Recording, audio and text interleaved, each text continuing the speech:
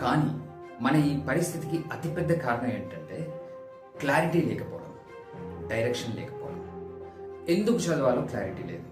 చదువుకోవడం వెనకాల ముఖ్య ఉద్దేశం ఏంటో క్లారిటీ లేదు. ఏం చదవాలో క్లారిటీ లేదు. ఏం చదివించాలో పేరెంట్స్కి క్లారిటీ లేదు. కొంచెం కటువుగా ఉన్నా ఒక్కసారి నిజాయితీగా మిమ్మల్ని మీరు అడిగి చూడండి. ఎందుకు చదువుకుంటున్నారు? ఎందుకు చదివిస్తున్నారు? చదువు అసలు ఉద్దేశం ఏంటి? స్కూల్కి వెళ్ళడం, మార్కులు తెచ్చుకోవడం. స్టూడెంట్స్కి ఇంతకు మించి చదువు వెనకాల పర్పస్ కనిపించదు. జాబ్ కొట్టడం, రిలేటివ్స్లో గొప్ప అనిపించుకోవడం. పేరెంట్స్కి ఇంతకు మించి చదువు ఉద్దేశం ఏంటో పట్టదు. నలుగురు ఏం చేస్తే మనం కూడా అదే చేద్దాం. Herd mentality. ఏది పాపులర్గా వినబడితే అదే కరెక్ట్. సొంత ఆలోచన లేదు, కాన్ఫిడెన్స్ లేదు. మన మీద మనకన్నా పక్కోడు చెప్పిందే కరెక్ట్ అని ఫిక్స్ అయిపోతాం. అందుకే ఇంజనీరింగ్, మెడిసిన్ లాంటి ప్రూవెన్ కెరియర్స్ మాత్రమే సేఫ్ అని అనుకుంటాం. కానీ దాంట్లో సక్సెస్ ప్రాబబిలిటీ ఎంత?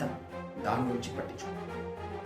17,000 ఐఐటి సీట్స్ కోసం 25 లక్షల మంది జేఈ రాశారు. 1.1 లక్షల మెడికల్ సీట్స్ కోసం 23 లక్షల మంది నీట్ రాశారు. ఇది పరిస్థితి. సైన్స్ కాకుండా వేరే స్ట్రీమ్ ఎంచుకుంటే నామోషి. కానీ నిజం ఏంటి?